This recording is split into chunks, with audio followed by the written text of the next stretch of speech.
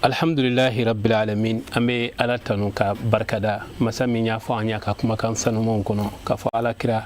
akanu ana so moko kanu anu utugu nyongayali wajibu de do silame bela jelema kasali aka ana so moko bela jelen ani moko tura ko fukata jodon se ala kan baye o jamakulu sanu mai fe aw bismillah aw ka jamukan kren keneka mi me siga aw ye sangosa ka kaini imam al-Hussein ala kira modin sanu ma alayhi salam alayka binani kumbe o min be nyena ya sangosa shirifla na de majala be ambabulo madam Haidara tanti Aisha Kulubali amba fuya ka wali nyuman donc foli la si ambo bela jelema imam Hussein katle binani ni ya jetemne abe be safar kalotle mugama ka kaini ko chugoya ala yake abora do ko doni ala sonama abolo dalendo ka be shini ni ala mabasi fuike tarata bangoni jangne bugu misri bakono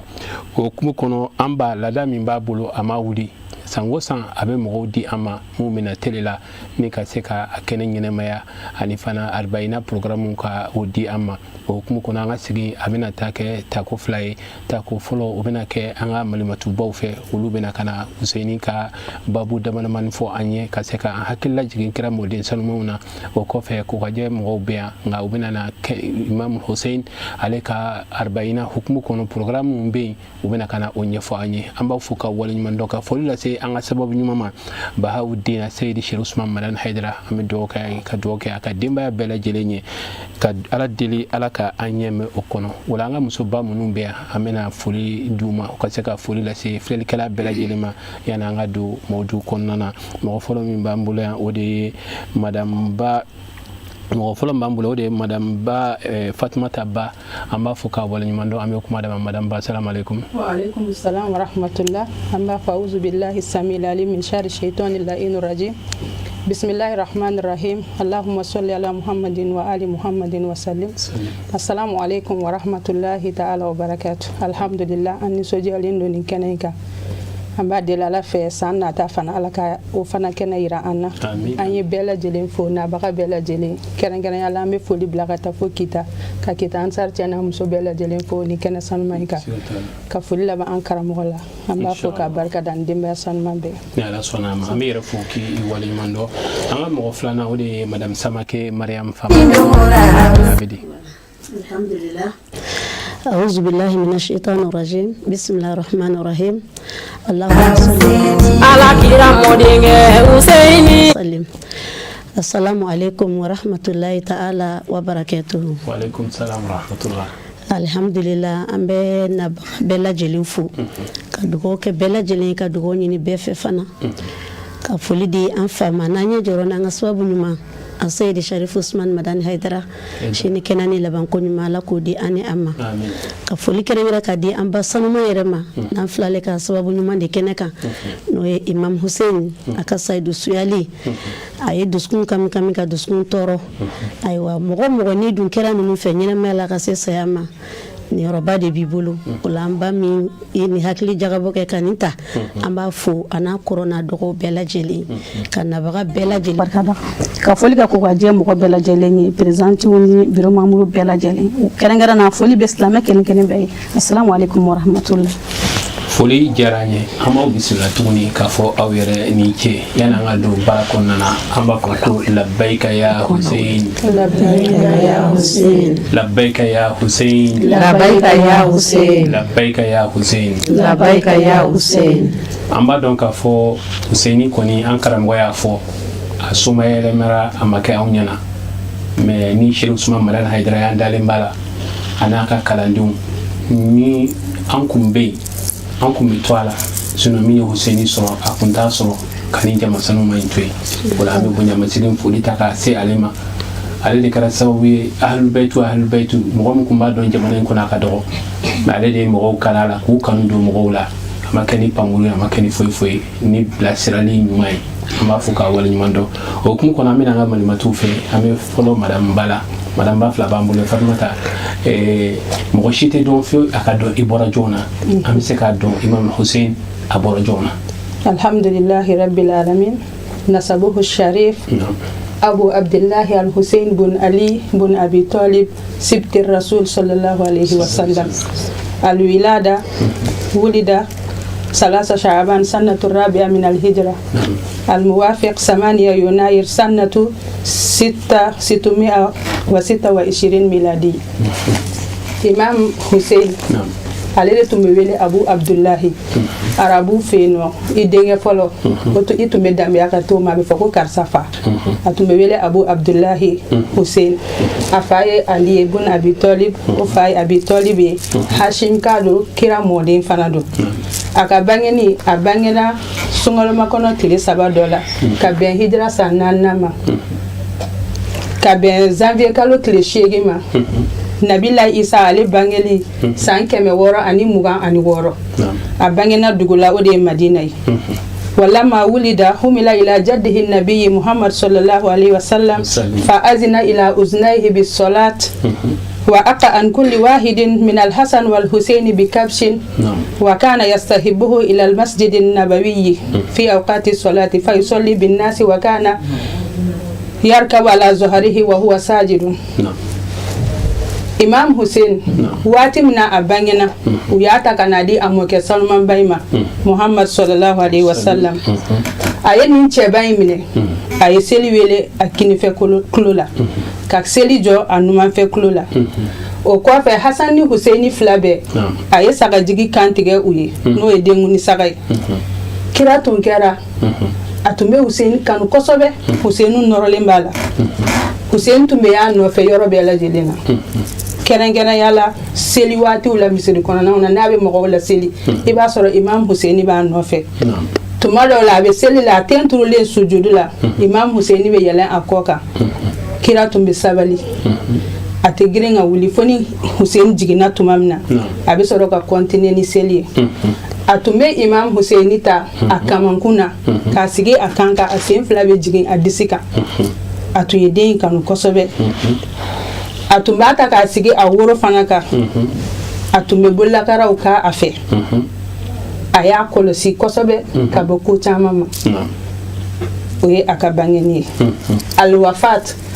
afatuli asara min almuharram sanatu 61 almuwafiq 10 oktober 680 miladi fi Karbala bil Iraq. Imam Hussein aka fatuli aka seydi suyali onana ke kabe muharram kalo klitama kabe hijra san biworo an kelenama Allahu akbar kabe octobre kalo klitama 680 miladi Nabila Isa bangeli san keme wora ni san bishege akera dugula dugu mimewele Karbala Iraq jamanaka aka fatuli fanana na ken nchogo yaina al kunyatu asirno Imam Hussein to mabele ni to munuye ode Abu Abdullahi Abdullahi fa الشهيد كو كربلا سيدو سو سيدو سبابي أهل الجنة الجنة فنانينو كنيمغو أتومي ويلي نين تغو نوني السبتو أتومي ويلي كو كيرا مودي نيامي سبتو عربو كان ندرو ويه مودي ميمنا دي موسو كسرالا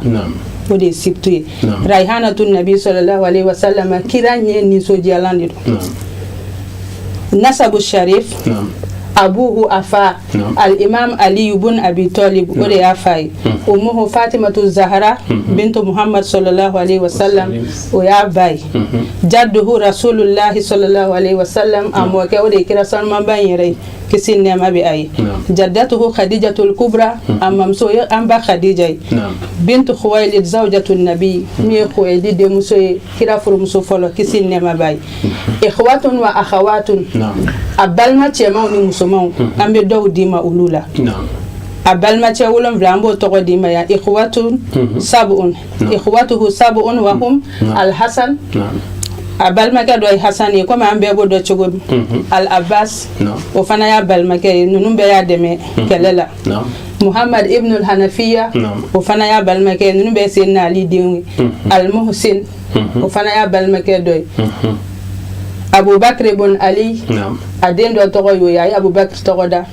Umar ibn Ali ay sen Umar fana to goda Usman ibn Ali ay Usman fana to goda akhawatuhu abal mamso mefla dima ulula wati kama Zainab wa Kulsum mo fla dima zawjatuhu afurmuso fana Shahrubani ya musofalai wa huwa Imam Ali Jafar وزين العابدين علي باي ليلى بنت أبي مرة الثقفي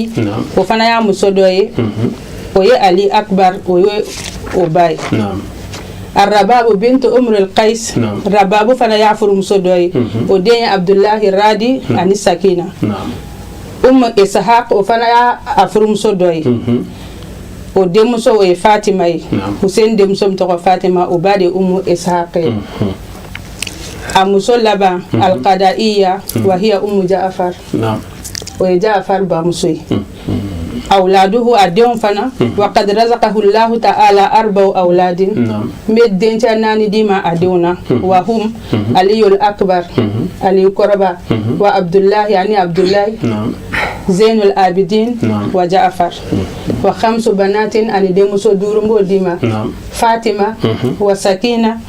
ورقية خولة وصفية نيمان حسيني afana bawni adunye siga foitala wala ambe ajoyan fo ni ala sona ambe do ka ala ka anda fani ni barkai fonye angana ka fe munundo seni atogo fle ka fo asirnu fle ka fo amso togo adun togo ami donc ya rabbi alaka anke mawe mumbe nundo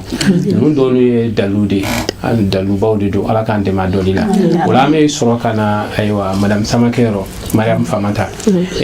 ame feka don ila sumi won nu kanunina kurane fen fala wa wala hayna kuma fa kungana kakewa aywa alhamdulillah rabbil alamin اللهم صل على محمد وآل محمد وسلم الحمد لله قائل نعم في محكم تنزيله إنما أنت منذر ولكل قوم هاد والصلاة والسلام على من قال من سره أن ينظر إلى سيد شباب أهل الجنة فلينظر إلى الحسين بن علي وعلى آله وصحبه وسلم تسليما كثيرا وبعد الحمد لله Ustaz ambi foki barkada yenyi ngali mke ala fulen ko feka wala mi mando me Imam Hussein akanuni Allah subhanahu wa ta'ala fem fo ala ay mu fo ala eni ne bela jelen kan ngom ne ka barake noy fo kata si angani na kilila bama aba fayina chogodi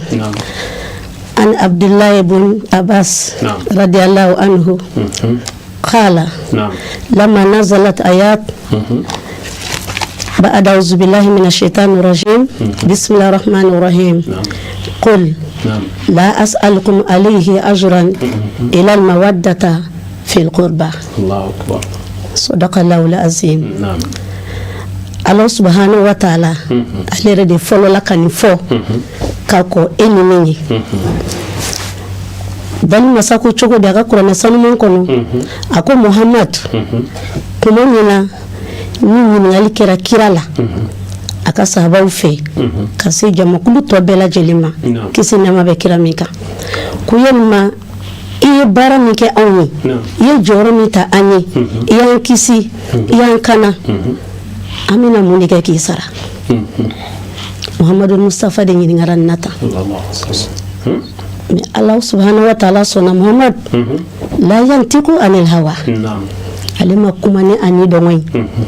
ayima kono ni ke Allah subhanahu wa ta'ala di kumana ajibla bla kana fanyana ako Muhammad afunya no ite saranyinu fe ukake isumo fe ku kanu ima sunya mo ka ku fe ku kanu gelena mawaddata de wi kanu be kanu gelema o de forani ayala ka gelya kama sarafu ni bo kono e bo kono abela je no bo kono nabi nyuma kono nandi ale de nana ka ke on fitna yelen bay ko sarafu ni anfe aka keluna ko anga so mo kan Allah kidi munu temena bela jelen ko kulu sarabay alay mais Allah subhanahu wa ta'ala ko kale kan defo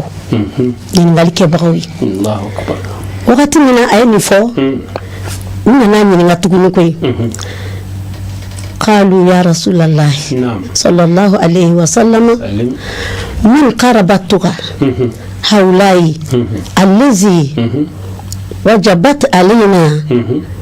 مودتهم نعم ويكيرا نينغا كسي نما باكا كو يلما وي مسؤولية مغو جنوندي نولو قانوني نوبي واجبية أنكا إما مسؤولية مغو جنوندي كوي نولو قانون بكا أما واجبية قال صلى الله عليه وسلم على كلام محمد أو جابي علي وفاطمة وابنهما أكو علي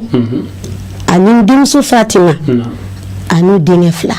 الله أكبر ودي حسن والحسين كلام محمد يني دكي كا أجابي حسين فلا أكمل كلام محمد يا فو كاسي بكرو فو أنينا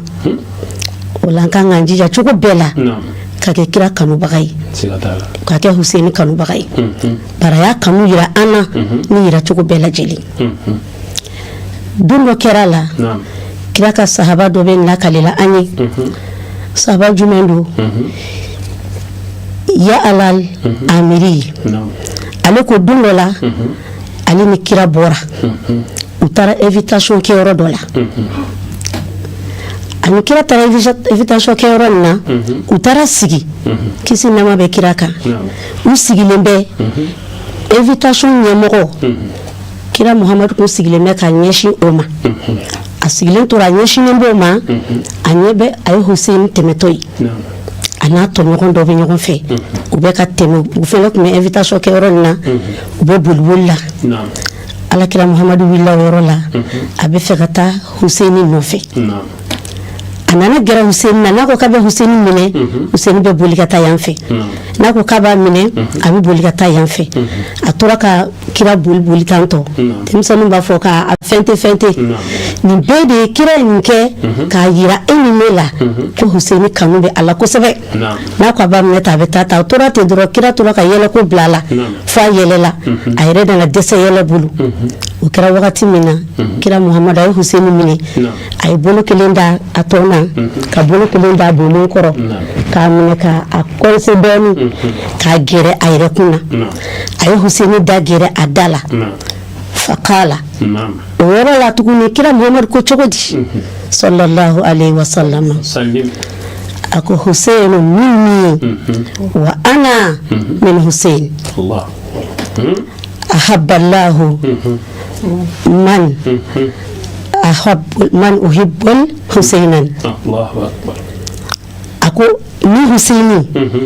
ni Husaini medi wani rafana Husaini di ne bora Husaini na Husaini bora nena ala kam mo be kanu mo me Husaini kanu Allahu akbar kira Muhammad o mi fo ona kontel do ala fana ka ba mo bela mo min bana Husaini na ako chogo di tukuni ako Hussein sibtu min al asbat ako Husaini ali modende do wa Husaini nabi mo bonson de do Allahu akbar kira Muhammadu ni keche bamina islamu mun wala ko islamu uli param kenna kira kofe abi mo ko kabako yare sigatala aya kamira la hala bela jelina Allah subhanahu wa ta'ala ka kuma kofi hal bi amta wa an Jabir bin Abdullah ali ba fa chogodi ako man sarrahu an yanzura ila rajul من أهل الجنة فلينظر إلى الحسين الله أكبر بن علي فإني سمعت رسول الله صلى الله عليه وسلم يقوله كذا كسابة من فوقات منا أياسرو jama kulu nunu ala kira jugu imake mɔgɔ min bɔna fɛ ise ka wele k'i tigi ni u mana lajɛ yɔrɔ yɔrɔ u bɛ Aliyu nini u bɛ Husaini nini kuma jugu u b'o dɔrɔn de fɔ u ma o la Jabiri ye mɔgɔ a y'i to kulu dɔ de cɛla don dɔ la Husaini tɛmɛtɔ a ko cogo di a ko yelima ni mɔgɔ min bɛ fɛ ka aljinɛden a sen ka ɲɛnɛmaya in kɔnɔ ni mɔgɔ min bɛ fɛ ka aljinɛden aljinɛ kamalen dɔ ye a yɔrɔ la bɛɛ b'a fɔ k'aw an bɛ fɛ ka ye n bɛ fɛ ka ye a ko tigilamɔgɔ minnu bɛ fɛ k'o ye olu ka filɛli kɛ ka taa Huseni ma Allahu akbar ko ka filɛli kɛ ka taa Huseni ma Huseni de ye aljinɛ kamalen fo ka taa se Hasan ma mais nin bɛ fɔ kuma min o y'a sɔrɔ u mako foyi tɛ ninnu na u ka sira foyi t'u la a y'a kɛ kun jumɛn kama minnu bannen dɔ la n'u bɛ k'a juguya u k'a dɔn k'a fɔ ko man kan tɛ ka nin juguya i mɔgɔ min b'i yɛrɛ kalama i man kan tɛ k'a juguya dɛ o la Huseni kanu Allah subhanahu wa ta'ala y'a fɔ kira Muhammad fana a y'a fɔ an ye yɔrɔ caman na o kɔfɛ tuguni Usamata bin Zaid ale fana b'a kibaruya di an ma a ko don dɔ kɛra la dugutila fɛ ale mago dɔ jɔra kira Muhammad la sallallahu alaihi wasallam ale wulila a taara ka haju na a taara sɔrɔ kira Muhammad donna ale da kongo Muhammad bɔra a bɛ bɔ wagati min na fini b'a kan na birifini fana bunbulen bɛ a ma a kɛlen bɛ ka birifini bunbun k'a kɛ ta birifini da la wa bon i b'a dɔn fɛn dɔ de bɛ birifini kɔrɔ a fɛ mais fɛn min don i tɛ o dɔn Muhammad bɔra nana ka na sigi ale kɛrɛfɛ a sigilen do fana birifini bunbunen do fana a kɔni ale y'a ka haju fɔ a ye a y'ale ka haju ɲɛnabɔ mais birifini bunbunen do fɛn min da la ale bɛ fɛ k'o dɔn ale bɛ fɛ k'o dɔn kana taa k'a sɔrɔ a m'a dɔn ale nana mun fɔ ale ka ci bannen kɔfɛ a ko ma haza shay allazi anta mustamalu alayhi a ko Muhammad ma ko yalima mun de bɛ birifini bunbunen bɛ mun de kan e bolo kala alakira Muhammad ko a ma yɔrɔ la fakashafahu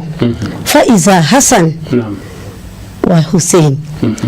barani na wakati min kira Muhammad sina ka birifini kɛ tantɔ a ye birifini waranga ale ye mun ye a y'a ye Hasan sigilen bɛ yan Hussein sigilen bɛ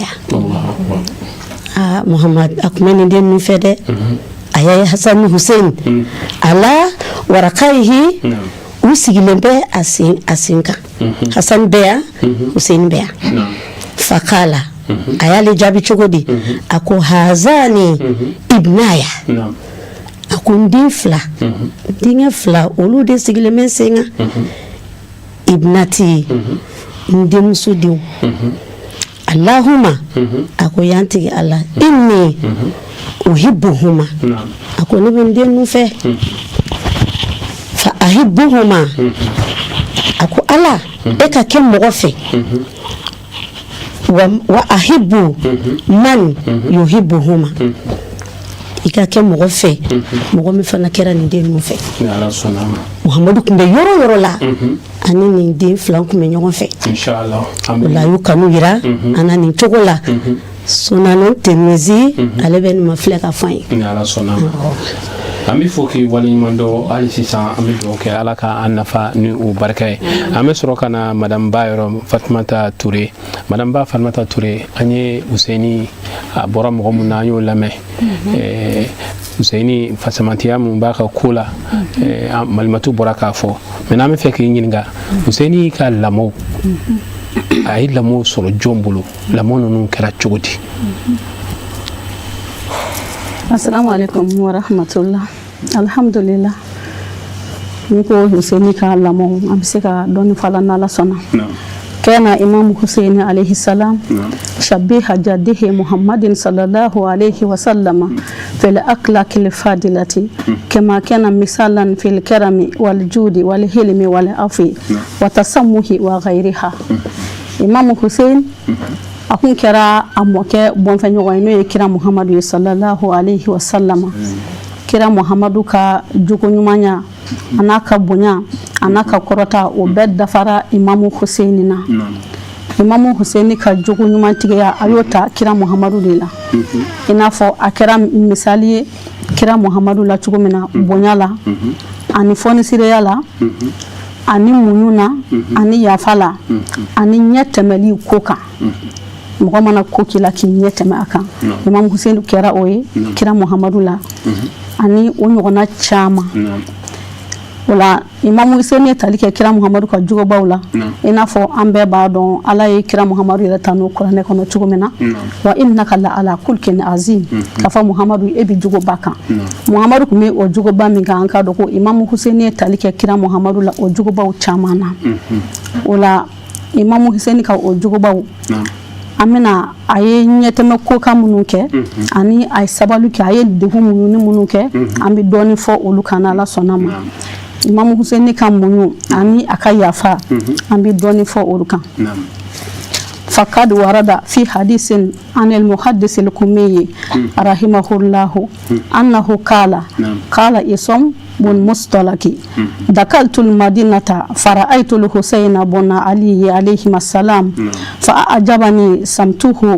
ورداؤه وأنا من الحسد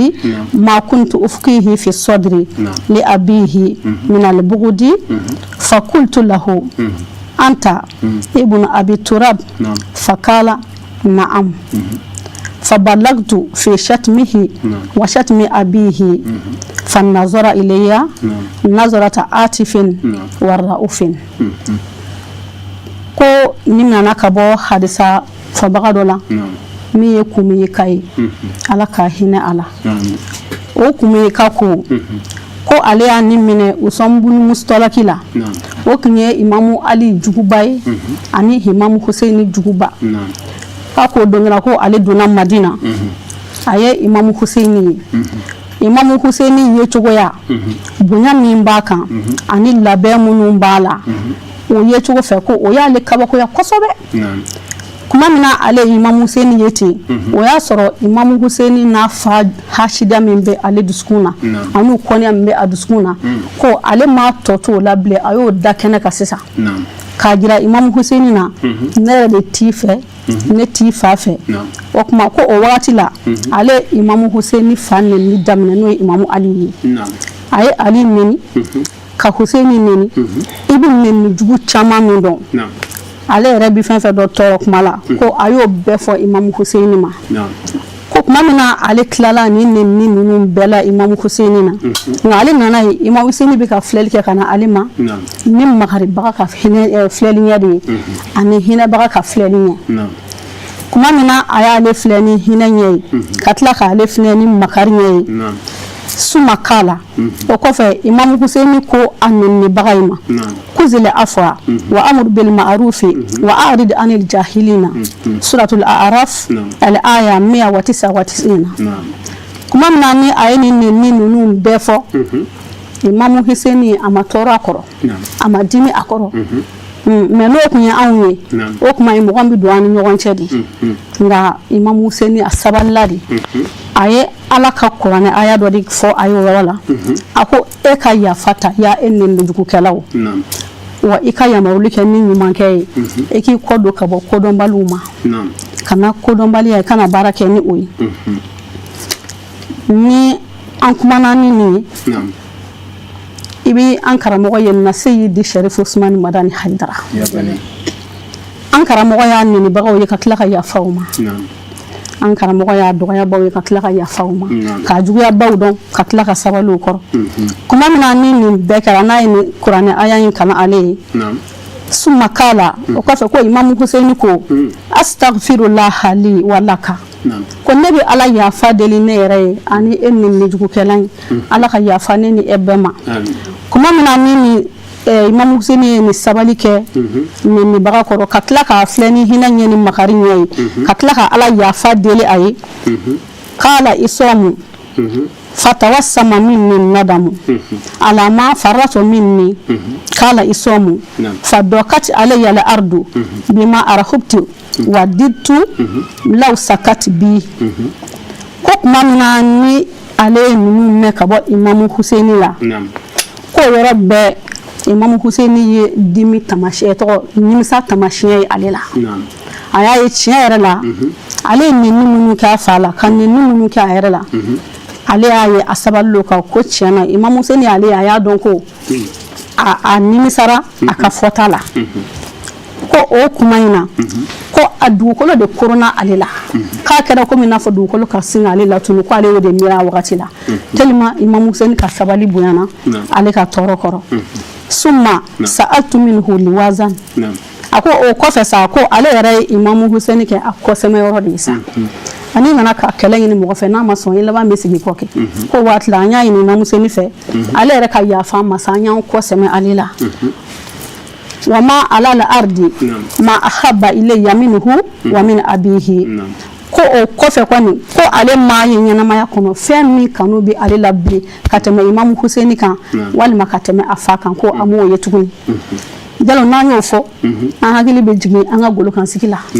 Ahmad Tijani Haidara bɛɛ y'a ye sisan ka yafa a nɛnibagaw ma a bɛ ja wala n'a fɔra ko ninnu ye sirifu ye dɔrɔn i b'a ye siga de t'i minɛ Imam Husaini a bɔnna ye ninnu ye an tɛ siga o la yɛrɛ Ahmad Tijani bɔra sisan ka yafa a nɛnibagaw ma bɛɛ y'a ye wala an b'a dɔn ninnu ye sirifu ye Ahmad Tijani ale fana kɛra a fa ye Seyidi Sherif Usmani Madani Haidara ka yafa u nɛnibagaw ma ka yafa u juguyabagaw ma wala an ɲininen don an silamɛ bɛɛ fɛ an ka yafa ɲɔgɔn ma o de bɛ se ka diɲɛlatigɛ nɔgɔya an kelen kelen bolo alhamdulillah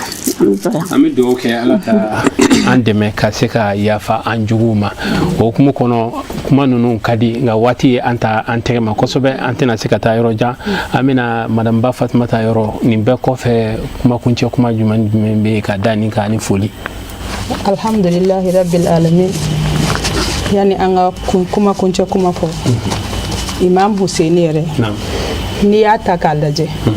a bɔra bɔkolo minnu na Imam Husaini a ka sanu a yɛrɛ kun na a ka sanu bɔkolo la bɔnna minnu bɔra la olu fana ka sanu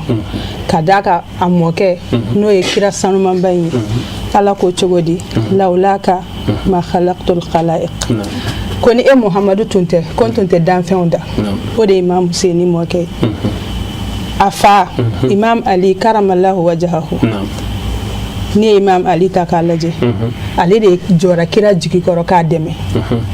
n'a tun fɔra ko Seydina Ali bɛ kɛlɛkɛyɔrɔ la dɔrɔn kafiriw jigi bɛ tigɛ nin cɛba in ale de kira ka drapeau kɔrɔta o de ye Imam Husaini wolofa ye a mamuso Khadijatul Kubra muso min y'a yɛrɛ kun a n'a ka nafolo bɛɛ lajɛlen labila kira ye k'a dɛmɛ cogo bɛɛ la Khadija ka ɲɛnamaya kɔnɔ kira ma jɔrɔ a ma hami ko dɔ la kira ko ale de ka hakɛ la ko ni Khadija ka nafolo tun tɛ diinɛ tɛ se nin yɔrɔ in na kana b'a lajɛ Seyida Fatima Zahara Seyidatu Nisa al-Alamin Zahraw ale ye kira dɛmɛ depuis a ka denmisɛnniya kɔnɔ Abu Jahil bɛɛ b'a dɔn Abu Jahal a y'a sɛgɛn kosɛbɛ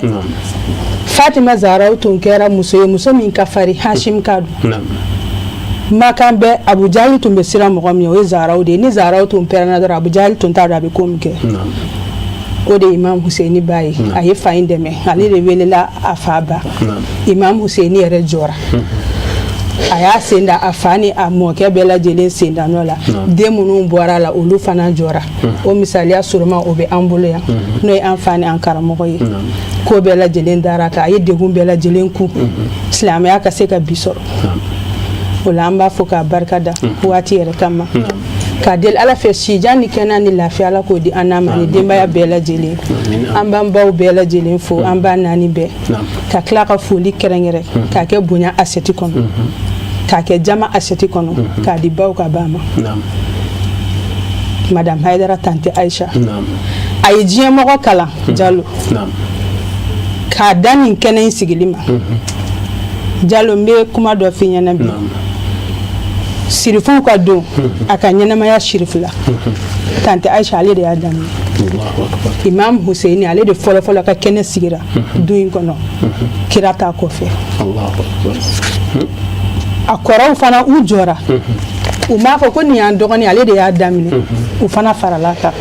sirifuw ka don sɔrɔla ka ɲɛnamaya diɲɛmɔgɔ bɛɛ lajɛlen kalanna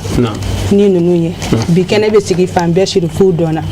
o la an b'a deli ala fɛ sijan ni kɛnɛya ala k'a di an n'u ma kɛnɛ minnu bɛna sigi ala k'a musakaw nɔgɔya ala k'a kɛ bɔda ye an n'u bɛɛ lajɛlen ye o la an bɛ bɔ kuma la yan wasalamu alaikum warahmatullahi Samake foli ni kuma kuncɛ kuma jumɛn bɛ yen ayiwa alhamdulillah Musa Jalo kuma kuncɛ kuma kɔnɔna na dakuruɲɛ 2 bɛ an bolo an b'o latɛmɛ ni ala ka jɛ ye ala kira ka a mɔden ninnu kanuni kisi nɛɛma bɛ kira kan don dɔ kɛra kira Muhamadu ka farigan gɛlɛyalen Fatumatu Zaraw nana ni Hasan ni Huseini nana ka n'u yira kira Muhamadu la a ko nana ni den 2 ye ni tiɲɛ min kan ka di u ma i k'a di u ma o y'a sɔrɔ bana gɛlɛyara a b'a dɔn sanu tɛ yen wari tɛ yen fini tɛ yen mais a nana kɛ ni kodɔn kuma dɔ ye o kɛra jumɛn ye minnu de ɲɛfɔ sisan a ye nin fɔ fa ye wagati min na alakira Muhamadu ko cogo di a ko amal Hasan a ko Hasan min filɛ fa inna lahu haibati wa sudadi a ko Hasan min filɛ n ka haiba ani n ka ɲɛmɔgɔya n'o d'ale ma wa amal Husein a ko Husein min fɛnɛ filɛ dun fa inna lahu shajaati wa judi a ko n ka cɛfarinya ani n ka fɔnisira ni n ka hinɛ ni n ka makaru ko n'o de Imam Husein ma o la n'a ye nin kumakan in ta k'a lajɛ an y'a sɔrɔ danbe ni bonya ani jogo o de kɛra kira tiɲɛ k'a di a kɔ ma an bɛ taa nin bɛɛ lajɛlen ye an fa an ɲɛ jɔra an ka sababu ɲuman na Seydi Sharif Usman Madani Haidara a foli tɛ se ka kɛ ka se a danna kɛnɛ in kan an b'a fo k'an ba bɛɛ lajɛlen fo k'an ka sharifuw fo k'an ka sharifaw bɛɛ lajɛlen fo ka lajɛbagaw bɛɛ fo ka dugawu kɛ bɛɛ ka dugawu ɲini bɛɛ fɛ ka i yɛrɛ fo ka baarakɛɲɔgɔn bɛɛ fo i tɔgɔ la k'a ɲini ala fɛ ala min ye yira an na ala ka san caman ta yira an na ala k'o k'a ka alaya kama kira kanu kama sirifu hɔrɔma kama sɔlala rasul ala ka dugawu minɛ madame ba Fatumata Ture teliyala kuma kuncɛ kuma jumɛn bɛ ka da nin kan waati y'an ta kosɛbɛ wala an ti kuma kuntala janya an bɛ kuma kuncɛ kuma min fɔ o ye Imam Sani ye ladilikan min di silamɛ bɛɛ ma a ko fɔ ala ka jɔnw ko a ye sira ala ɲɛ a ka kɛ dunya kɔnɔ yɛrɛ kɔlɔsibaga ye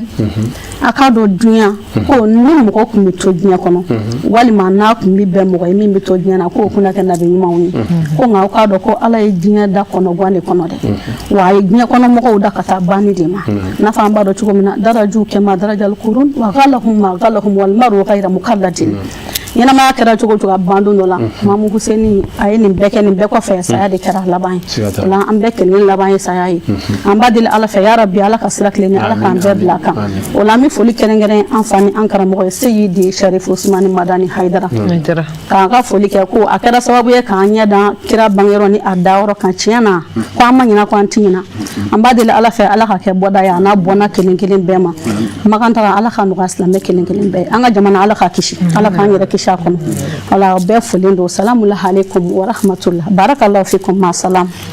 an b'a fɔ ka waleɲuman dɔn ka dugawu k'aw ye ala ka n'aw dɛmɛ o la nin kun ye baara in ta ko fɔlɔ ye ni ala sɔnna a ma an bɛna ɲɔgɔn sɔrɔ sisan baara in ta ko filanan ni ala sɔnna a ma wasalamu alaikum wa rahmatullahi ta'ala wa barakatuh.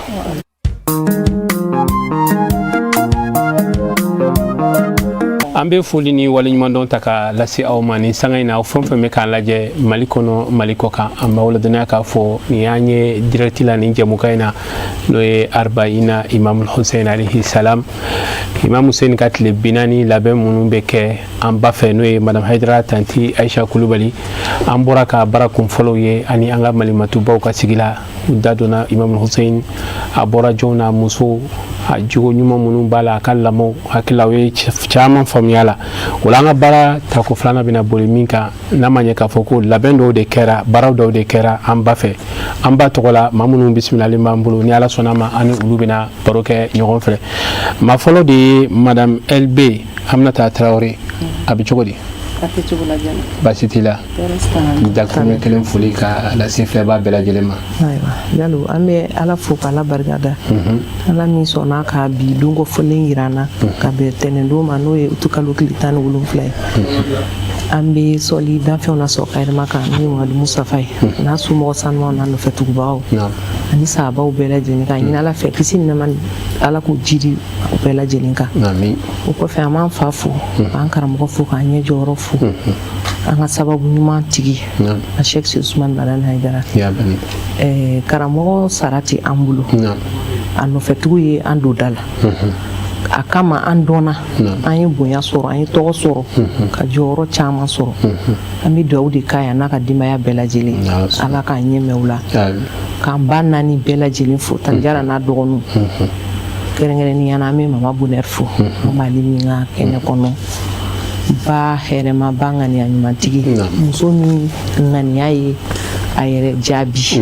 muso min kɛra hakili ɲuman caman ta yɔrɔ ye muso min kɛra misali ye a ka génération musow ma muso min kɛra Baji Jabali ye an b'a fo k'a Haidara k'a Kulibali muso min sababuya la Arbaïna dɔnna an ka Arbaïna dɔn ka fara kɛbagaw kan ka a kɛnɛ sigi a sababu bɔra ale de la an b'a fo ka waleɲuman dɔn ka filɛlikɛla jama bɛɛ fo Mali kɔnɔ Mali kɔ ka téléchérifula yɛrɛ mɔgɔw fo o diyara an ye an bɛ yɛrɛ fo k'i waleɲuman dɔn maa filanan o de ye Madame Libo Masra a bɛ cogo di baasi t'i la dakuruɲɛ kelen foli ka ɲɛsin filɛbaa bɛɛ lajɛlen ma ni waati in na alhamdulilayi Jalo an bɛ Ala fo ka Ala barikada ka Ala waleɲuman dɔn an ye ni salon an ye ni plateau in kɛ a ɲɔgɔn fɛ Ala min sɔnna n'a ka fo ni seereya ye k'an kɛ k'o plateau kelen fɛnɛ kɛ ɲina an bɛ Ala fo a k'o nɛɛma na an ye o la ka tila ka an lamɛnbaga ni lajɛbaga bɛɛ fo Mali kɔnɔ Mali kɔ kan n'i y'a min ɲɔgɔn doniba ta la tɛ ɲumanbaga ɲuman ka sɔrɔ i la kuma mana diya i ye cogo cogo ni lamɛnbaga t'i la fu de don ka tila ka fara an baara ɲɔgɔn tɔ minnu filɛ kɛnɛ kɔnɔ n y'o de fɔ n ka kuma na n'i ye kuma de ni fɛn fɛn ma bɛ se kuma na ka tɛmɛ hali anw yɛrɛ kan olu de sɔnna anw ka se ka kuma o la an bɛ foli belebeleba d'u ma minnu bɛ kɛnɛ kɔnɔ minnu bɛ so an ka foli b'u bɛɛ ka foli kɛ tele baarakɛla bɛɛ ka foli kɛ an baw ye an ba naani bɛɛ bɛɛ ye jɔyɔrɔ ta diinɛ baara la an fa ɲuman in kɔ sabula o de kɛra sababu ye k'an fa kuma ja wala an b'u fo k'u an ka serifu n'a dɔgɔnin k'u fɛnɛ fo ka foli belebeleba ɲɛsin an karamɔgɔ ma n'o y'a Seydi Usman Madani Haidara cɛ min ale ye anw dilan ale kɛra dilanni mansin ye dɔgɔtɔrɔ bɛ dusukun dilan k'a sɔrɔ a ma dayɛlɛ a Seydi Usman Madani Haidara sini kɛnɛ lafiya Ala k'a d'a ma o la vraiment an bɛ Ala de fo Ala ka arba'ina caman yira an na amin ya rabbal alamin maa sabanan o de ye Madame Touré Jaliga Jara Madame Touré a bɛ di kɔri baasi t'i la dakuruɲɛ kelen foli k'a ɲɛsin bɛɛ lajɛlen ma alhamdulilahi rabbil alamin an bɛ lamɛnbaga bɛɛ lajɛlen fo mɔgɔ mɔgɔ ye sen bɔ i kɛnɛ kɔrɔ ka na ni kɛnɛ in kan an b'a bɛɛ lajɛlen fo an ka foli fɔlɔfɔlɔ an b'o di an karamɔgɔ ma a Seydina Usman Sheikh Madani Haidara an b'a fo ka a barikada n'a ka denbaya bɛɛ lajɛlen ka an baw bɛɛ fo ka tila ka an ka sababu fo n'o ye tante Aisha Kulubali muso min n'a jɛlen don a dusukun bɛ o cogo kelen na muso min ka farafinya ma don a kɔnɔ an b'a fo ka barikada ani sirifila bɛɛ an bɛ kinibolo n'a dɔgɔninw bɛɛ fo n'o ye Seydi Amadi Tijani Haidara ye an b'u bɛɛ fo k'u barikada nin kɛnɛ in kan inshallah an bɛ yɛrɛ fo k'i waleɲuman dɔn an bɛ sɔrɔ ka na Madame Jalo Bayi Kulubali a bɛ di baasi t'i la dakuruɲɛ kelen foli k'a ɲɛsin filɛbaa bɛɛ lajɛlen ma an bɛ lajɛlikɛla bɛɛ lajɛlen fo ka an karamɔgɔ n'o y'a Seydi Usman Madani Haidara ka foli s'a ma fo Bankɔni Janginɛbuwa n'a ka denbaya bɛɛ lajɛlen ka an b'a fo n'o ye tante Aisha ye a n'a tɔw bɛɛ lajɛlen Ala ni an karamɔgɔ ka walawalali kɔnɔna na an n'olu ka cɛsiri an bɔla kalama kira n'a bɔnnaw o ye minnu nugu kɛ que ça soit Fatimatu Zahra que ça soit Imam Ali que ça soit Imam Hussein que ça soit Hassan an bɔla ni bɛɛ kalama olu y'a don ɲɛnama yali ninnu de la sinon an tun bɛ mun mɛn an ka sun an ka seli mais jakoro yɛrɛ fɛnɛ bɛ su ni seli nin kɔfɛ min tɛ ni si ye ala ni an karamɔgɔ ala ka denbaya kama an sera k'a dɔn ko l'islam religion modèle minnu de don ala n'olu ka walawalali de don an b'u fo k'u barikada ka falisa ala ka si ni kɛnɛya di an karamɔgɔ ma an tɛ bɔ kuma kɔnɔ ni an b'an furucɛw fo parce que olu ka jɛ kɔnɔ an bɛ bɔ ka na ni kɛnɛ ninnu ɲɛnamaya an b'u fo k'an bangebagaw bɛɛ lajɛlen fo minnu b'an bolo minnu y'an kɔ ala ka hinɛ na an bɛ dugawu kɛ ala k'a kɛ u se ni barika kosɔn ala ka hinɛ o ni silamɛsu bɛɛ lajɛlen na inshallah ala ko o dugawu minɛ an b'aw bisimila tuguni o kuma kɔnɔ an bɛ sɔrɔ ka na ɲininkali fɔlɔ la arba'ina yɛrɛ jumɛn de don alhamdulillah jando i ka o ɲininkali diyara n ye arba'ina kɔrɔ tɛ dɔwɛrɛ ye 40 walima i k'a fɔ ko tile 40 don tile 40 don kuma min na imam Useni n'ale binna Kɛrbala ka bɛn Ashura kalo ma n'o ye Muharam kalo tile 10 ni jugu y'a kunkolo tigɛ a farikolo ni a kunkolo ye ɲɔgɔn sɔrɔ don min o de bɛnna tile 40 ma donc i b'a dɔn k'a fɔ ko tile 40 tɛ ko gansan ye ko dalilu caman bɛ 40 na anw ma kalan mais an ye min mɛn an ka dɔnnibaw da u y'a fɔ an ye k'a fɔ ko n'i ye kuranɛ ta k'a lajɛ i b'a ye kuranɛ yɛrɛ kumana 40 kan n'o ye nabi Musa ni ala yɛrɛ ni ɲɔgɔn cɛ ye kuma min na ala mago jɔra nabi Musa la a ye a ɲin'a fɛ a ka mabɔ mɔgɔw la fo ka se tile 40 ma k'a labato dɔnnibagaw bi o kalama an ka kira fana kisi nɛmaba ye a fana kumana 40 kan a ka hadisaw kɔnɔ Bugari de kumana o yɔrɔ in kan a ko kuma min na ni ala jɔra adamadenni kan k'a b'i da n'a y'i bila i b'a denso la k'a ta i joli sarasalama ji sarasalama fo ka taa se sogokuturu ma o bi bɛn 40 sigiyɔrɔma 3 de ma bon anw dɔgɔtɔrɔw yɛrɛ bɛ se ka o confirmer tuma min na ni grossesse daminɛna a semaine fɔlɔ fo ka taa se a semaine 16 ma den bɛ former k'a bɔ jiya la ka na kɛ mɔgɔninfin dafali ɲuman ye ka bɛn a kalo 4 de ma kalo 4 bi bɛn 40 sigiyɔrɔma 3 de ma senw ni kunkolo ni bolo ni tulo k'a dafa k'a ka mɔgɔya bɛɛ dafa o bi bɛn o de ma o la a bɛ sɔrɔ ka to ka kɔrɔbaya o fɛnɛ kɔfɛ tuguni 40 imam Useni kunkolo tigɛra farikolo ni kunkolo ye ɲɔgɔn sɔrɔ ka bɛn tile 40 de ma pour que an ka da la k'a fɔ ko dalilu bɛ 40 na ou bien gindo b'a la munna ala ma sɔn ka a kɛ tile 25 ye munna a ma kɛ 30 ye f'a y'a kɛ 40 donc o yɔrɔ la an bɛ sɔrɔ k'a dɔn ko 40 yɛrɛ tɛ gansan ye fiyewu ko gindo dɔ bɛ 40 na donc o arba'ina an k'o dɔn ka a labaara ka fara kɛbagaw kan ka kɛnɛ sigi o kɛra n'an ba ka hakilila de ale de y'i miiri k'i taasi ka na ni sangasigi ka di imam Useni ma kuma min na u ye degun sɔrɔ ni u ɲɛjiw bɔra ayilu bitu kɛrɛnkɛrɛnnenya na Useni kira ye minnu ta kisi nɛmaba ye k'u yira an na k'a fɔ ala kɛ mɔgɔ fɛ mɔgɔ min kɛra ninnu fɛ wa ala ban mɔgɔ bɛɛ la mɔgɔ min banna ninnu na olu de ɲɛji bɔra ka bɛn a don in ma n'an ba fana ye a don in bonya k'a kɛrɛnkɛrɛn k'a kɛ sarakati bɔ don ye ka kɛ kuranɛ kalan don ye k'a kɛ jigitugu ni hinɛ don ye ka fantanw la hinɛ o de ye arba'ina ye inshallah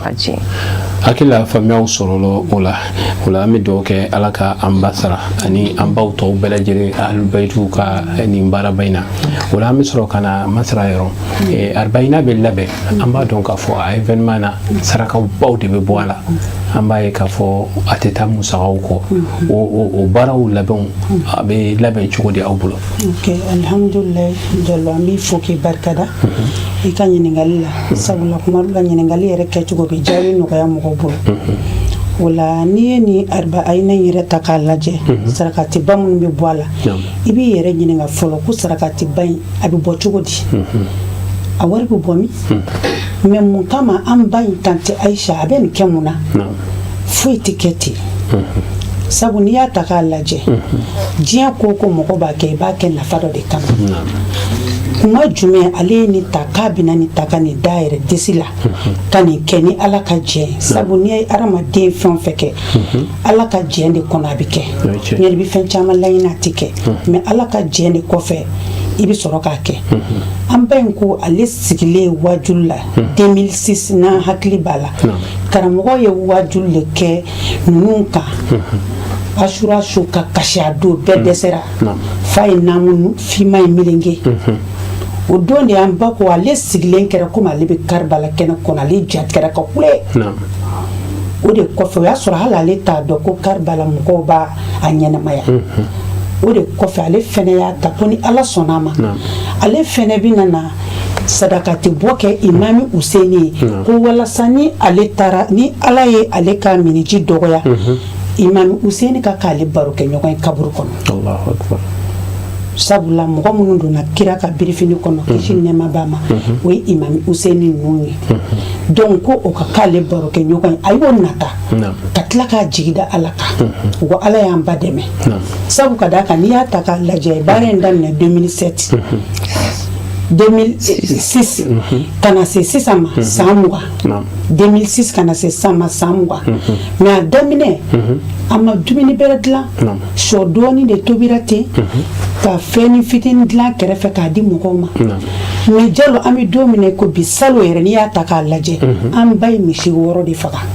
k'a sɔrɔ a daminɛna ni saga dɔ de Allahu Akbar i b'a dɔn ko ni jɔn ye Ala dɛmɛ Ala yɛrɛ de ko n'i y'ale dɛmɛ ale Ala b'i dɛmɛ wa an ba ye an fa y'a fɔ k'a yira bɛɛ la k'ale an baw ye nin ŋaniya ninnu siri k'ale ka wari t'a la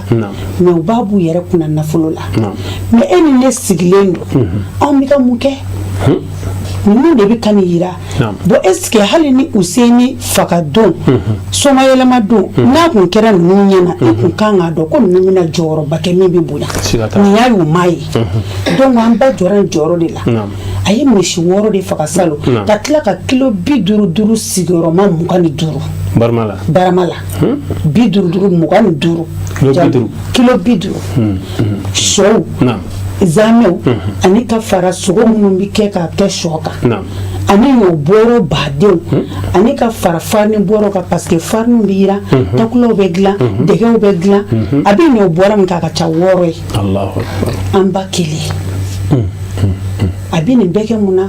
a b'a di Ala ka jɔn ma a ma sara ɲini mɔgɔ fɛ wa a ma dɛmɛ ɲini mɔgɔ fɛ a y'a ɲini Ala de fɛ sabu a bɛ k'a ko Ala de kama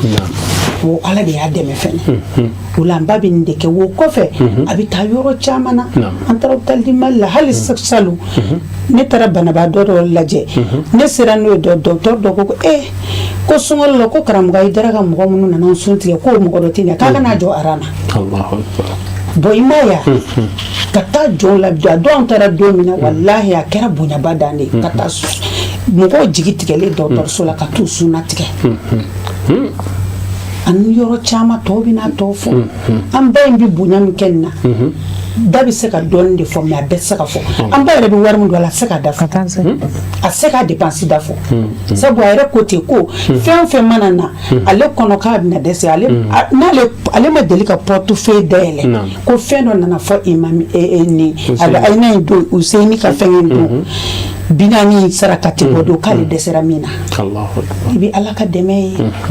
o la an bɛ Ala de ɲini an bɛɛ bɛ ka kɛ ni ŋaniya min ye Ala ka ŋaniya jɔ ye an b'a ɲini Ala fɛ an bɛɛ bɛ ka nin bɔ nafolo min na Ala ka n'a nafolo ban Ala ka kɛ ni musokɔrɔba ɲuman ye ŋaniya kama ani a bɛ ka kɛ Imami Useni mun kama an faso Maliba Ala ka basigi don a kɔnɔ ani diɲɛ bɛɛ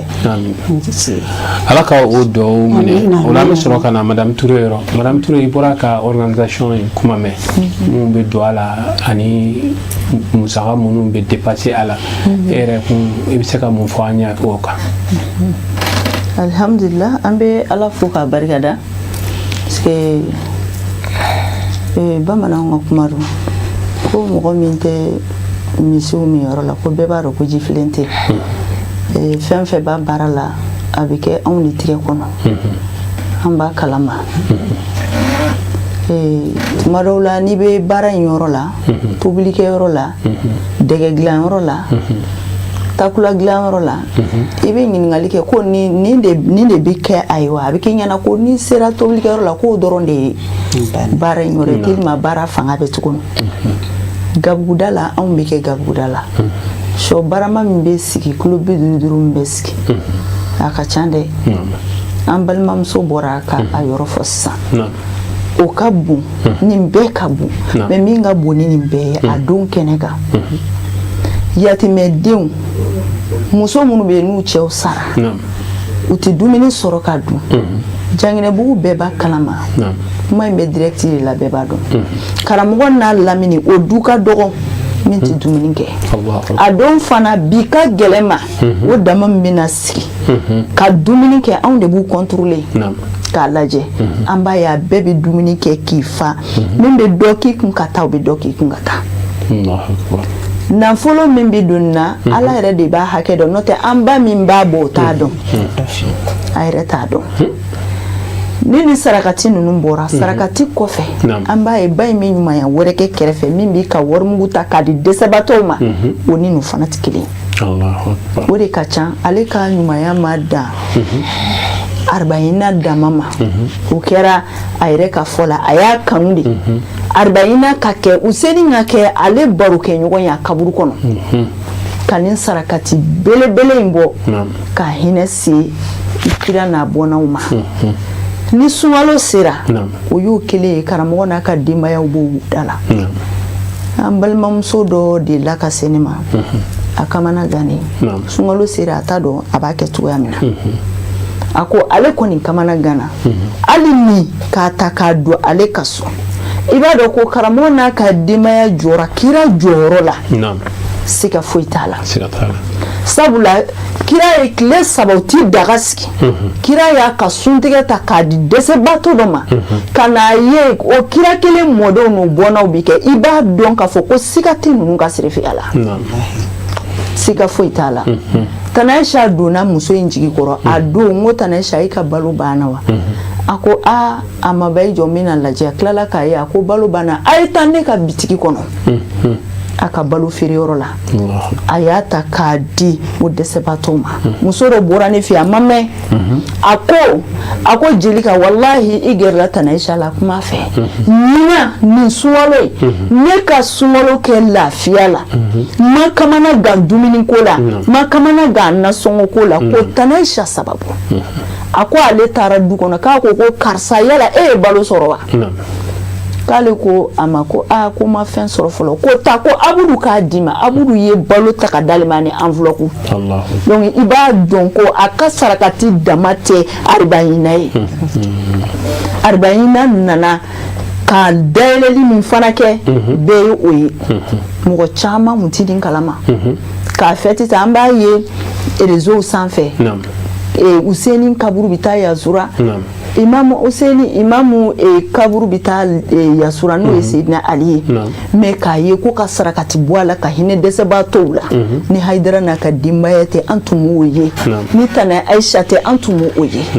donc an b'a fo k'a barika da a bangebaga minnu dara a bɛ nin sarakati min bɔ ani silamɛ su bɛɛ Ala ka hinɛ su bɛɛ lajɛlen ma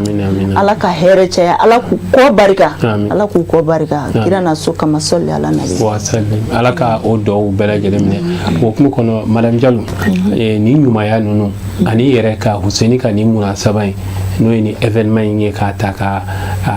a wajiba yɛrɛ kan k'a kɛ tanti a bɛ nata jumɛn de b'a la a ko la ani an yɛrɛ kun an ka kalan jumɛn de sɔrɔ a la Diallo i ka o question diyala n ye yani n ka o question jaabi an bɛ segin ka na organisation cogoya la sini de événement yɛrɛ ye sini a bɛ kɛ Bangoni misiri la kuranɛ kalanw ala ko sumaw o de bɛ kɛ sini misiri kɔnɔ n'i ye nin événement ninnu ta k'a lajɛ karamɔgɔ n'a ka denbaya o ye anw kalan ye munna ala sɔnna jugu ka se ka Useni kan tigɛ Ala tun bɛ se ka fɛn dɔ kɛ a don a kan tɛ tigɛ mais ala mako bɛ fɛn dɔ de la k'a yira anw minnu bɛna na kɔfɛ islam k'a yira ko c'est une religion de paix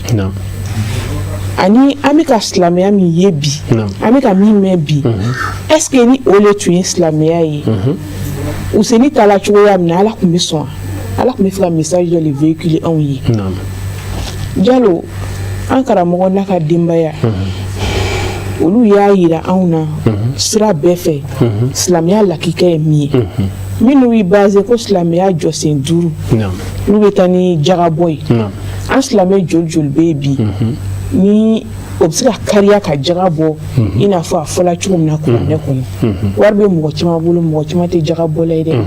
mais karamɔgɔ n'a denbaya olu tɛmɛna jagabɔ niveau kan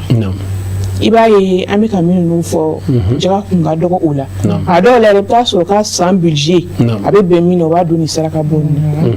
an y'a ye olu de la jaga ko joli o y'a fɔ ko 1,25,000 francs mais souvent i bɛ taa sɔrɔ n'u bɛ action dɔw kɛ a bɛ bɛn ni 1,000,000 de b'u bolo o action bɛ bɛn a 1,000,000 bɛɛ ma an y'a ye karamɔgɔ ni a ka denbayaw la i b'a ye nin fɛn ninnu tɛ fosi ko fɔ a bɛ ka lahɔrɔ de ko fɔ k'a yira ko diɲɛ nin kɔnɔ fɛn bɛɛ bɛ ban tous les actions qu'on va mener là an bɛ taa nɔfɛ sini kiyama donc ka silamɛ bɛɛ invité an ka nin wale ninnu kɛ an ka walew ye an ka hinɛ ɲɔgɔn na n'i bɛ hinɛ de ko fɔ Jalo a bɛ se ka kɛ e ye dumuni dɔ sɔrɔ i ka so bi k'a dun mais dɔ bɛ kɛrɛfɛ o ma o ɲɔgɔnna sɔrɔ k'a dun mais ni e taara nin ɲɔgɔnna événement kɛyɔrɔ la ka taa sɔrɔ ko miliyɔn caman caman de bɛ ka don nin da fɛ est-ce que e bɛ siga k'i ka 200 bɔ ka don ala ko da la ou bien ka don saraka bɔ da la o kuma n'a tɛnɛ saka kɛwalew kan hali o sunkalo kelen tɛnɛ sɛ bɛ tila k'a fɔ tugun ko an kana dan Bamakɔ dɔrɔn ma an ka taa n'a ye kɔfɛ kalanden min bɛ don ɲuman na ani minnu bɛ Mutugu la a bɛ taa ka t'olu sun tigɛ i bɛ taa sɔrɔ tuma dɔw la mɔgɔ dɔ bɛ k'olu cɛ man ɲi suntigɛ bɛ suntigɛ la o b'a ye mais o tɛ se k'a dun mais ni olu y'a pousser ka taa ni o yɔrɔ ninnu la o fɛnɛ bɛ kɛ sababu ye o don olu fɛnɛ b'u da yɛlɛma wa tɛnɛ sa dɔrɔn tɛ karamɔgɔ ka du kɔnɔ ni i sela min ma don min na o tigi tali sinon k'a daminɛ sanfɛ ko duguma Sherifu n'a balimaw Usa Jalo lon dɔ ne delila ka Sherifu ye a ye wari di mɔgɔ dɔw ma min b'a bolo a banna fo a ye juru ta a muso fɛ k'a d'a tigi ma mais n'i y'a fɔ mɔgɔ ɲɛnɛ k'a fɔ ko an b'a fɔ yɔrɔ yɔrɔ ko wari wɛrɛ tɛ n bolo i b'a sɔrɔ miliyɔn bɛ compte kɔnɔ parce que an bolo min kan ka di ta banna mais an y'a ye ninnu de b'a di fo k'a sigi ka ala filɛ sini bɛ kɛ cogo di donc leçon caman caman de bɛ ninnu yako la c'est vrai fɛn ma kɛ anw ɲɛnɛ kɛbaya kɛrɛ ma kɛ anw ɲɛnɛ mais anw bɛ taa kɛnɛ min ninnu sigi anw bɛ ninnu nɔfɛ tugu ninnu na anw b'a jigiya comme si an bɛ kira ka waati la ni ala sɔnna ma ala ka an dɛmɛ hayi sisan an bɛ sɔrɔ ka na madame LB kɔrɔfɔ jumɛn b'i bolo ka da nin kan kɔrɔfɔ min bɛ ne bolo ka da nin kan Jalo c'est-à-dire i b'a fɔ kumanaw tɛmɛna kan hakili ma kodɔnna n'i bɛ fɛn o fɛn kɛ i bɛ nafa dɔ ɲini a fɛn na walima i bɛ jɔyɔrɔ dɔ ɲini a la ou bien ka kun dɔ ɲini a la an ba in a ko a ye arbaïna bila sen kan walasa ni don min na jɔnw bɛɛ bɛn'u bolo bɔ ale la ni k'ale ta ka taa bila kaburu kɔnɔ kaburu min ye jɔn ka so fɔlɔ ye saya kɔfɛ Jalo ni kaburu ɲana alhamdulilayi baara bɛɛ bɛ ɲɛ ni kaburu tiɲɛna ala k'an kisi baara bɛɛ tiɲɛni a ko k'ale bɛ fɛ o don in de Imam Useni ka kɛ ale ɲɛnajɛbaga ye kaburu kɔnɔ donc ni i bɛ kɔrɔ ɲini a la dɔrɔn i b'a ye hinɛ an ba in y'a yira n'a de k'a fɔ ko girinka jɔn in t'i laban ko an bɛɛ laban ye kaburu ye kaburu min ye dibi so ni fujini so ni ɲininkali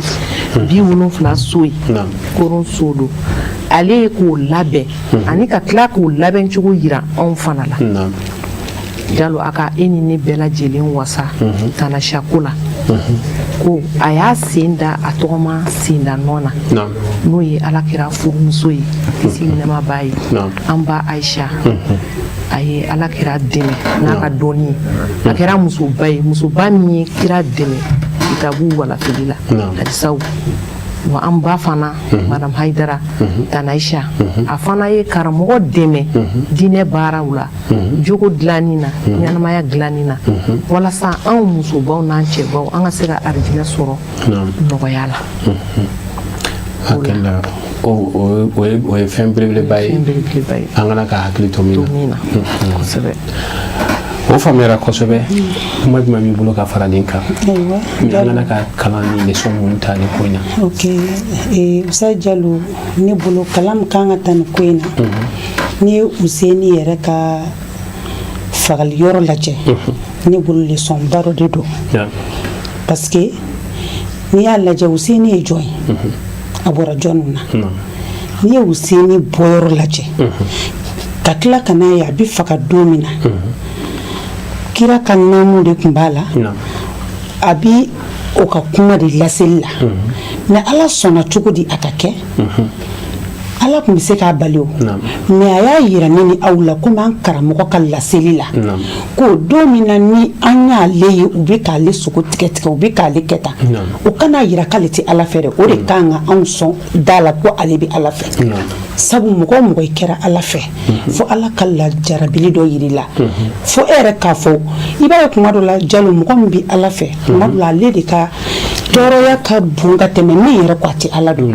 donc Useni ka nin fagali n'a bɛ fɛn yira an na a kan k'a yira an na olu minnu ma jurumu kɛ a bɔkolo ka sanu mais Ala nin kɛ o la anw minnu fɛnɛ ko n'an bɛ Ala fɛ n'an ye tɔɔrɔ sɔrɔ an ka kunna ye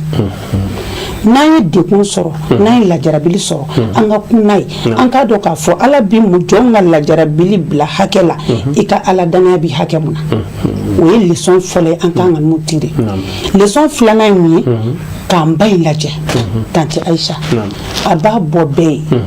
ko n cɛ ye karamɔgɔ Haidara ye Seydi Usmane Madani Haidara o b'o bɛɛ muso bɛɛ ye ka tila k'a bɔ mɔgɔ ye ko ne denw ye serifuw ye serifu jumɛnw minnu serifuya ma daw la a jogo b'u la o tɛ mɔgɔ bɛ wasa mais ale y'o bɛɛ to yen ko ale yɛrɛ de Tante Aisha ye jɔn ye ale ye jɔn ye dɛ ale de nana ne ka nin kɛnɛ sigi ko ne cɛ b'a kɛ ne denw b'a kɛ ne bɔra bɔkolo sanuman na mais ne yɛrɛ bɛna n ta kɛ k'a yira diɲɛma la ko muso pour que e cɛ ka se ka wasa fo e yɛrɛ ka kɛ muso ɲuman ye mun bɛ cɛ dɛmɛ a ka baara la an ba y'an kalan ni kalan in de la o la muso bɛɛ kan ka kɛ ladegeli fɛn ninnu ye ka se ka i cɛ mana kɛ sira mun kan surtout sira ɲuman ta k'a dɛmɛ ka tila k'a dɛmɛ diinɛ laseli la k'i seko dama yira k'a la f'i cɛ yɛrɛ ka kunna wolo sɔrɔ sabu an karamɔgɔ bi a wasara ni jɔn ye a wasara n'a furumuso n'a denw ye karamɔgɔ ye tiɲɛ daminɛ ka sabali de b'a ka gɛlɛ mais bi alihamudulila se bɛ sɔrɔ la mais jamakulu fitinin dɔ bɛ ka tasuma ta mais ale n'a ka jamakulu ba a y'olu yamaruya ni jisuma tali ye k'o kɛ ka anw lakala donc o lakalani kɔnɔ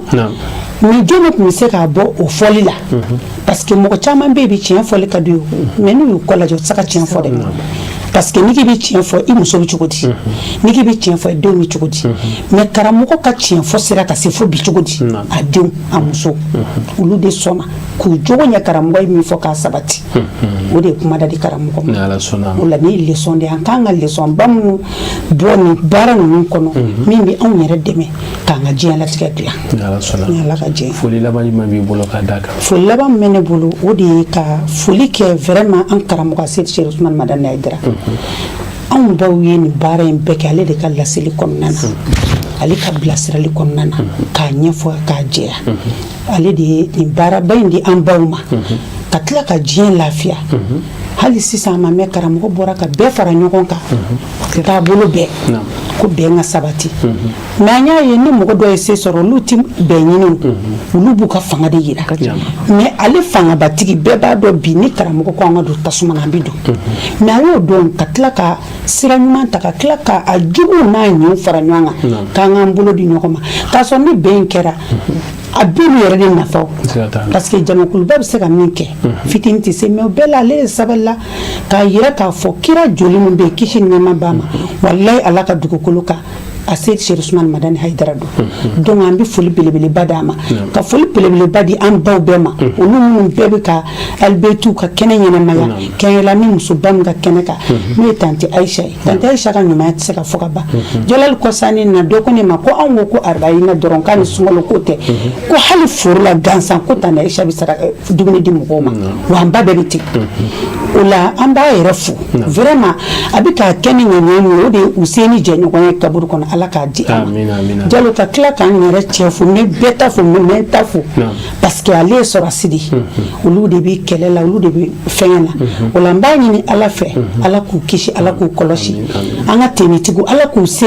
jamana in ala ka basigi kɛ wala an ka dugawu kɛ ni kɛnɛba in ni cɛba ni muso min bɛ k'a kɛ n'an ye dugawu kɛ ala bɛ sɔn a bɛ minɛ an y'an faso maliba an y'a kalifa ala ma karamɔgɔ n'a ka denbaya an y'u kalifa ala ma ala k'u kɔlɔsi silamɛya diinɛ tiɲɛ ala k'a to karamɔgɔ ka du kɔnɔ k'an yɛrɛ k'u nɔfɛ tugubaga ye vraiment ka bɛɛ fo ka bɛɛ barikada ala ka ni émission ɲɔgɔn caya inchallah an bɛ sɔrɔ ka na madame Touré foli ka laban jumɛn de bɛ ka da ni kɔrɔfɔni kan alhamdulillah an bɛ kumakɛla bɛɛ fo ka an ba tana Aisha fo a ka baara ɲuman na hali bi Useni ko bi dugukolo bɛ ŋunan ka fara sini kan tugun don o don labɛn kura de b'a la parce que ni an ye baara ninnu kɛ n'an tilala a bɛ tila ka an nasigi ko aw ye mun de faamu a la est-ce que dumuni ye mɔgɔw bɔ wa est-ce que dumuni sera yan fɛ wa a bɛ ɲininkali kɛ kɔrɔ an ma dɛsɛ n'an ko nin yɔrɔ in y'a jɛ san wɛrɛ dɔ bɛ fara kan hali n'an ko an ye labɔli kɛ a bɛ tila ka dɔ wɛrɛ fara kan parce que a b'a fɔ ko an t'a bɛɛ fɔ a ye donc foli belebeleba bɛ di a ma mɔgɔ min ye kira bɔnnaw ka koba ta ale bɛ ka kira bɔnnaw de ladon k'u bange ka tila k'u ladon k'u lamɔ ni a yɛrɛ ka maabaya n'a ka bonya tɛ o ye wasa kɛ mais ka tila k'a yira ko n bɛ n se kɛ o ye belebeleba ye Useni ka fɛn dɔ bɛ yen n bɛ o yɔrɔnin fɔ ka tɛmɛ ala kira ka saba dɔ tun bɛ yen saba in a bɛ i n'a fɔ a tun ye fɛn dɔ de kɛ sariya kun ka ɲi ka bɔ a la saba in tora kungo kɔnɔ a bɛ k'i bɛlɛnbɛlɛn don dɔ la a nana ka na Imam Useni ye ani Asani u bɛ kulonkɛ la kare kɔnɔ a teliyara ka na Useni ta a disi la ka boli ka na ala kira kɛrɛfɛ kisi ni nɛɛma b'a ye kira y'a ye yɔrɔ min na dɔrɔn kira ko k'a kɛra cogo di a ko i k'a kɛ Useni kama i ka ne sorondali don a ye Useni de don ani ala kira cɛ hakɛ min ka ɲi ka bɔ a la a don an ka karamɔgɔ b'a fɔ an ye ala kira yɛlɛla kosɛbɛ ka yɛlɛ parce que a y'a ye n'a nana ni nin ye ale ala kira se ka foyi kɛ bilen Imam Useni kanu kama ka na a ye ale ala kira yɛrɛ jɛɲɔgɔn dɔw fana tilala k'u tigila mɔgɔ faga ka tila ka na ye ala kira yɛrɛ bɔnnaw ani u bɔnna nɔfɛ tugu mɔgɔ dɔw olu fana tilala ka na fara ɲɔgɔn kan k'a yira ko n'a kun kɛra anw ɲɛna k'an bi sa anw bɛ ala de fo k'a barika da anw yer'o mɔgɔw la ala k'a kɛ kisi ni tanga ye an bɛɛ ye an bɛ an karamɔgɔ fo karamɔgɔ min ɲɔgɔn tɛ yen an ɲɔgɔn na tina sabula kunu karamɔgɔ yɛrɛ ye fɛn dɔ kɛ a nani ka bɔ Abijan o ye cɛsiri dɔ de di an yɛrɛ ma ka courage don a bɛ taga voyage la kuma min a kun sɛgɛnna bɛɛ b'a dɔn a sɛgɛnna mais a taara ka taa ka tournée kɛ ka segin i b'a fɔ ko foyi t'a la a ko ale taara a ɲuman seginna ka na ko ni mɔgɔ min ye ni cɛkɔrɔba ye a sɛgɛnna a nana a ɲuman seginna a ye baara in kɛ k'a ɲɛ ko nka ko kan'a ye ko n'i y'a ye farikolo sɛgɛnna ko mais ko hakili o de b'a yira farikolo la ko tan tɛ yen ko baara de ka ɲi ka kɛ donc o ye courage de ye ka di an bɛɛ ma an k'an cɛsiri an bɛ yɔrɔ o yɔrɔ kira kanu in na bɛɛ lajɛlen k'a kɛ an bɛ bɛɛ fo ka lamɛnbaga bɛɛ fo n bɛ n yɛrɛ furucɛ fo n'o ye Nuhu Ture n ka foli b'a ye ala ka hɛrɛ k'an bɛɛ lajɛlen salamu aleykum wa rahmatulahi taala wa barakatuh. Madame Diallo ma taa fɔ foli jumɛn bɛ a t'o so foli bɛ n bolo. kuma kuncɛ kuma la k'a fɔ mɔgɔw ɲɛna toujours an k'an jija kira n'a somɔgɔw kanu na ka d'a kan jeli ka bɔla sisan ka usazi ta fɔ n'i yɛrɛ taara bangoni na sisan a bɛna limaniya wɛrɛ d'i ma i b'a ye k'a fɔ ko e y'a kira kanu ye fitinin de ye musokɔrɔba dɔw bɛ yen n'olu âge fɔli ɲini baara min bɛ ka kɛ sisan mɔgɔ tɛ sara fo si an bɛɛ nana ko ala kama mais fo mɔgɔw bolo bɛ fɔ ɲɔgɔn kɔ tɛmɛw ni baaraw nɔfɛ baara bɛ ka kɛ a ka bon hakili ma o bɛɛ sababu ɲuman ye an ka cɛkɔrɔba nin de n'o ye Sherifu Usmani Malɛni Hayidara ye ale ta ma kɛ k'a y'a fɔ dɛ ni dɔ le don a b'a fɔ a b'an bila baaraw la mais karamɔgɔ bɔla ka min kɛ sisan an y'a ye vu son âge a denw bɛ ka min kɛ an ɲɛ b'a la wa n'i taara sisan i bɛ taa an baw fɛnɛ sɔrɔ mɔgɔ tɔw bolo ye baara la cogo min na o yɛrɛ fɛnɛ bolo bɛ baara la ten donc toujours nin waleya nin bɛ courage le don anw na anw tugula min ninnu kɔ olu bɛ ka min kɛ an ka se ka tɛmɛ o la hali n'an ma se ka tɛmɛ o la an ka gɛrɛ o la ka dugawu kɛ karamɔgɔ ye Mali kanu ka se niveau ma ala k'a kɛ u se ni bonya kosɔn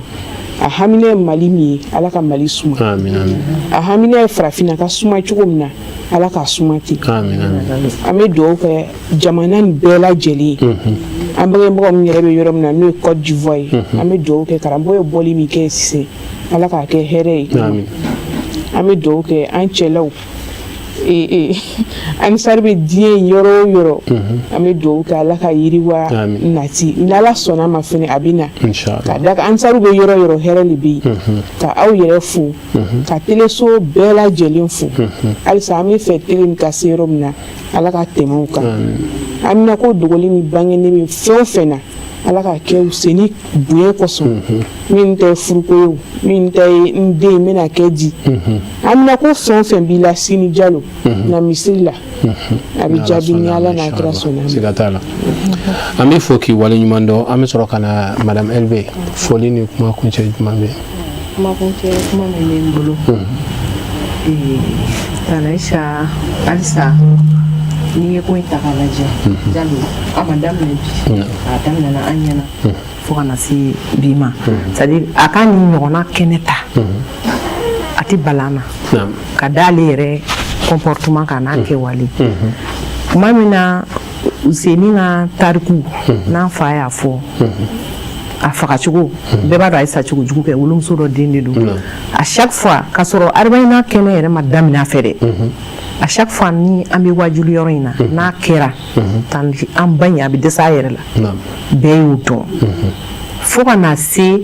a ye a kɛrɛnkɛrɛn ka ŋaniya ka kɛnɛ in sigi nka a b'a sigi don min fana 2006 a tun t'a dɔn ko bi bɛ se a ma dabɔ bi yɛrɛ kama wallahi a san fɔlɔ an ye sɔ fitinin dɔrɔn de tobi jaba de kɛra ka fosi ma k'a la san filanan saga sanna 7,000 san sabanan kɛra misi fo ka na se bi ma salanko an balimamuso y'a fɔ a ye misi 6 de faga donc n'i y'a ye an ba ninnu fana sera ka nin kɛ an fa de ye laseli kɛ ka olu bɛ t'u yira u la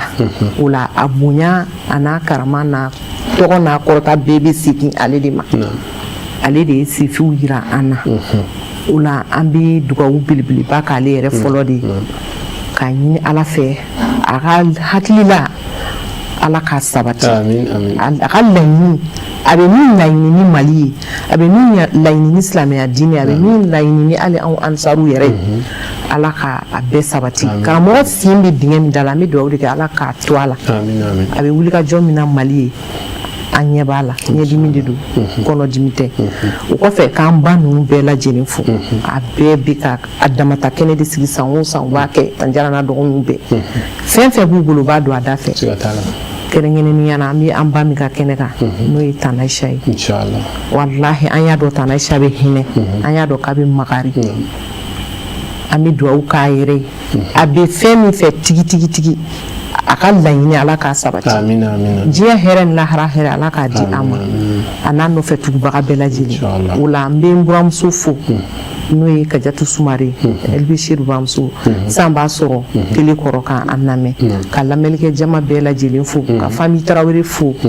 ka an ka groupe Kokajɛ membre bɛɛ lajɛlen fo Mali kɔnɔ Mali kɔ kan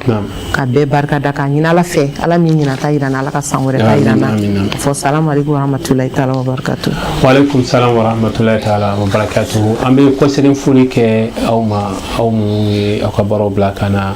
nin baara in ɲɛnɛmaya Imam Hussein alayhi salam ale ka nin munasaba in na an b'a ɲini Ala fɛ Ala ka kɛ baraji ye Ala ka kɛ baraji ye an y'a baaraw kɛ hɛrɛ la cogo min na san wɛrɛ Ala ka a baara ninnu bɛɛ lajɛlen sabati ten foli belebele an b'a ta ka ɲɛsin an ka présidente ma a b'an bolo kɛnɛ kɔrɔ yan n'o ye madame Sidibe Masara Sangare Kamara madame Sidibe Masara Kamara an b'a fɔ ka waleɲuman dɔ ka kita bɛɛ fo a tɔgɔya la a n'a ka musokɔrɔbaya fɛn o fɛn bɛ kɛ Imam Hussein Kokajɛ a bɛ ye a bɛɛ lajɛlen na an bɛ dugawu k'a ye Ala ka n'a dɛmɛ ka foli lase